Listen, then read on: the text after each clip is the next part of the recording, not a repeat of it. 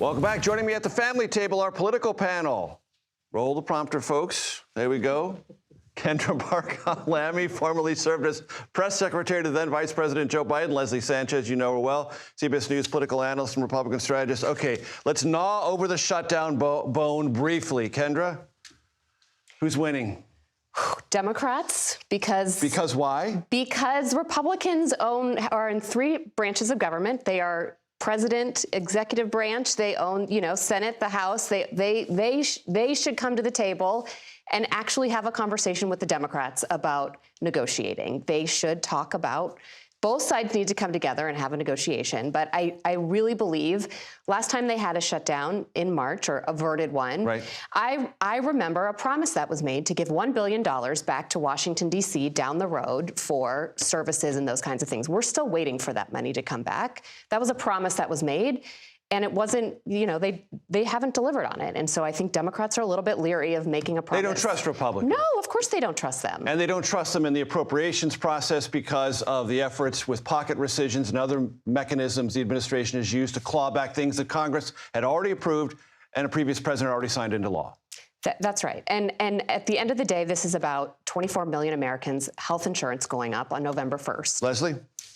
I think Republicans are in alignment with where American voters are. The voters want to see that their tax dollars are put to better use. They want to see a balanced budget. They want to see responsible accountability on both chambers. And as much as the Democrats are trying to say it's this 24 million, the Medicaid thing, Republicans keep talking about the fact it's undocumented immigrants getting Medicaid, access to services that they shouldn't get. The president's railing on that. The entire press corps is talking about that. And that's where they feel that they've got some wins. They've got the support of most American voters. And I think they feel that they can really bring the Democrats to the table for a more reasonable approach. So something happened last night. The administration pulled the nomination of someone named E.J. Antoni to be the new head of the Bureau of Labor Statistics. Now, the previous person there, Erica McIntyre, was fired by the president because of all this so-called, never proven, no evidence behind it, politicization of jobs data. And they said this person is the perfect candidate. Well, they was pulled because, why, Leslie? Senate Republicans wouldn't confirm. No, they wouldn't confirm. They found some things that he had another X account and was tweeting things that were not favorable, and they felt that were out of bounds. And I think a lot of our kind of more moderate Republican senators didn't even want to meet with him, so they could see the writing on the wall. And the White House knows when it's going to lose, and it tries to make that loss appear as insignificant as possible. Yeah, no. Bury it. React quickly.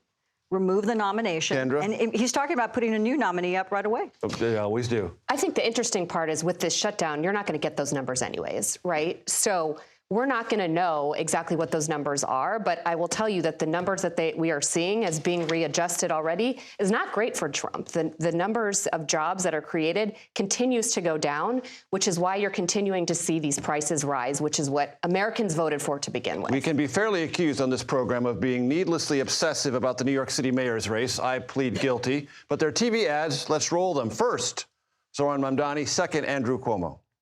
I used to love New York. But now, it's just where I live. New York votes for change. A stunning upset. Queens Assemblyman Mamdani struck a chord with a campaign centered on the high cost of living. We're going to make this city one working people can love.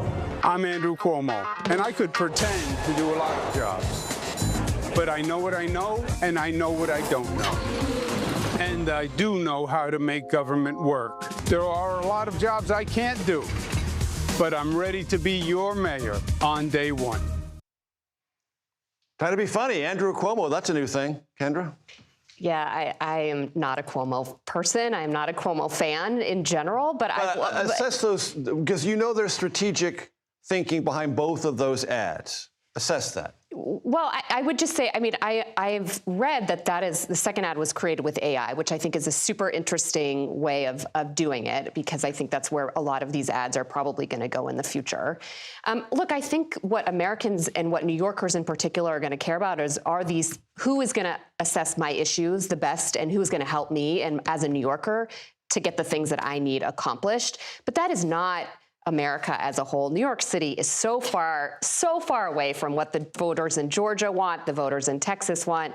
I just don't think it's a fair assessment of Democrats as a whole across the country. Leslie, is the New York City mayor's race a proper proxy for American politics writ large? No. We're going to have an agreement on that. Right. You know, that it's definitely, I should give up on it, right? Yes, I should definitely stop. an outlier. Cure myself of this obsession. An outlier. What is traditional or a six-figure ad buy, big that's getting national attention? You saw on the Cuomo campaign, the AI component gets, people talking. And I think that's a really thing to show he's innovative and relates. But I think Cuomo's fighting more aggressively to claw back. And you see this growing kind of silent majority who are concerned about proclaimed socialists being at the top of the other part ticket. of that ad, which we did not play, 5,000 more cops in New York. That's where Cuomo is trying to go and create separation in this race. Leslie Sanchez, Kendra Barkoff, Lamy, thank you so much for being here.